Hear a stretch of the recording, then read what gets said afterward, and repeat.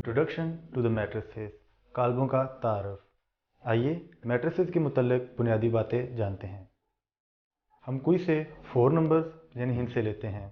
For example, these numbers are 1, 2, 5 and 6। हम इन 4 number यानी 4 हिंसों को मुस्ततीली शक्ल में 3 तरीक़ों से लिख सकते हैं।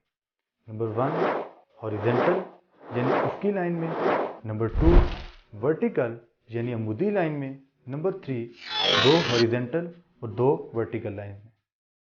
हॉरिजेंटल यानी ऊपरी लाइन को रो कहते हैं, वर्टिकल यानी अमूदी लाइन को कॉलम कहते हैं। पहली हालत में 1 रो और 4 कॉलम्स हैं, दूसरी हालत में 4 रोज और 1 कॉलम है, जबकि तीसरी हालत में 2 रोज और 2 कॉलम्स हैं। अगर हम गौर करें तो पता चलता है कि तीनों हालतों में लिखे गए हिस्सों की शक्लें रेक्टेंगुलर हैं, यानी ये हिस्सों की रेक्टेंगुलर अरे या फॉर्मेशन है जो रोज और कॉलम्स की सूरत में लिखी गई है।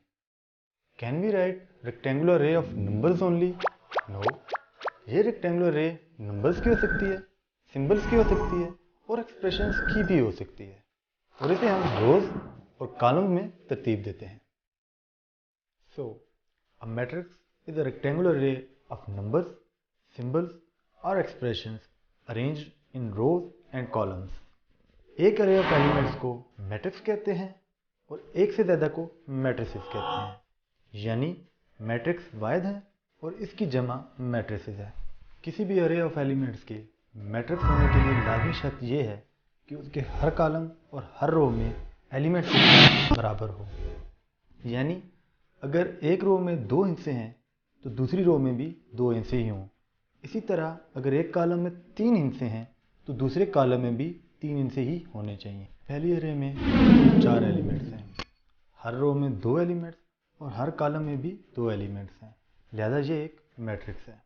दूसरी अरे में कुल 3 एलिमेंट्स हैं, पहली रो में 2 एलिमेंट्स जबकि दूसरी रो में 1 एलिमेंट है, लिहाजा ये एक मैट्रिक्स नहीं है।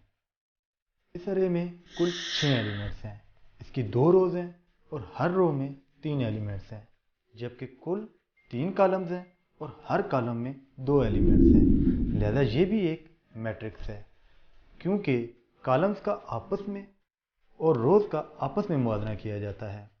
रोज और कॉलम में नंबर ऑफ एलिमेंट्स मुख्तलिफ हो सकते हैं, यानी कि number of elements in rows and columns may not be the same.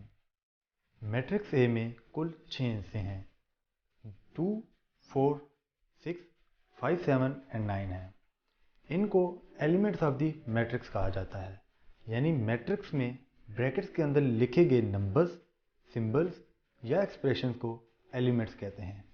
Matrix लिखते वक्त एलिमेंट्स को रोज और कॉलम में लिखकर उनकी बाहर बड़ी ब्रैकेट्स लगाते हैं। मैट्रिक्स का नाम अमूमन इंग्लिश के बड़े हरूफ तहज्जी होते हैं।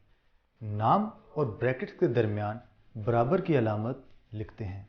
मैट्रिक्स में हर एलिमेंट की एक मखसूस पोजीशन होती है। एलिमेंट की पोजीशन तब्दील होने से मैट्रिक्स भी तब्दील हो जाता है। इसे रो नंबर और कॉलम नंबर से जाहिर करते हैं।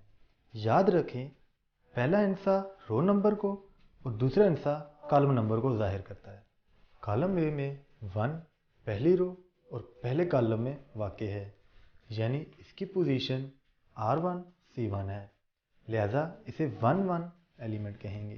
इसी तरह 5 पहली रो और दूसरे कॉलम में वाक़ है, इसकी पोजीशन R1 C2 कहलाएगी और इसे 1 2 एलिमेंट कहेंगे, सो ऑन एंड सो फार। आखिरी एलिमेंट 7 दूसरी रो और तीसरे कॉलम में मौजूद है, इसकी पोजीशन R2 C3 है और इसे 2, 3 छोटी ब्रैकेट के ऊपर TH लिखकर जाहिर किया जाता है। दिया गया मैट्रिक्स ए 2 रोज और 3 कॉलम पर मुश्तमिल है। इसे 2/3 भी लिख सकते हैं, जिसे ऑर्डर ऑफ द मैट्रिक्स कहते हैं, यानी इस मैट्रिक्स का ऑर्डर 2/3 है। याद रखें, ऑर्डर ऑफ द मैट्रिक्स में पहले नंबर ऑफ रोज और बाद में नंबर ऑफ कॉलम्स लिखते हैं। 2 मैट्रिसेस को तब भी इक्वल यानी बराबर कह सकते हैं अगर ऑर्डर ऑफ द मैट्रिक्स एक जैसा हो और इनके तमाम एलिमेंट्स एक जैसे भी हों और इनकी पोजीशन भी एक जैसी हो, यानी कोरस्पॉन्डिंग एंट्रीज का एक जैसा होना ज़रूरी है। इनमें से एक शर्त भी पूरी ना हो तो मैट्रिसेस इक्वल नहीं होते। मैट्रिक्स ए में 2 रोज़ और 2 कॉलम्स हैं। इसी तरह मैट्रिक्स बी में भी 2 रोज़ और 2 कॉलम्स हैं। यानी दोनों मैट्रिसेस का ऑर्डर एक जैसा यानी 2 बाई 2 है और इसके एलिमेंट्स और इनकी पोजीशन भी एक जैसी है, लिहाजा ये इक्वल मैट्रिसेस हैं। मैट्रिक्स n और n का ऑर्डर सेम यानी 2 बाई 2 है और इसके एलिमेंट्स और इनकी पोजीशन भी एक जैसी है, क्योंकि 2 या 2 जमा 0 से 2 ही मुराद है। इसी तरह 5 ये 6 मनफी 1 से भी मुराद 5 ही है और 6 ये 5 जमा 1 से मुराद भी 6 है, लिहाजा ये दोनों इक्वल मैट्रिक्स हैं। Today we study the basics of matrices, order of a matrix and equal matrices. Thanks for watching. Your feedback will surely help us to improve the future videos. Stay blessed. Allah Hafiz.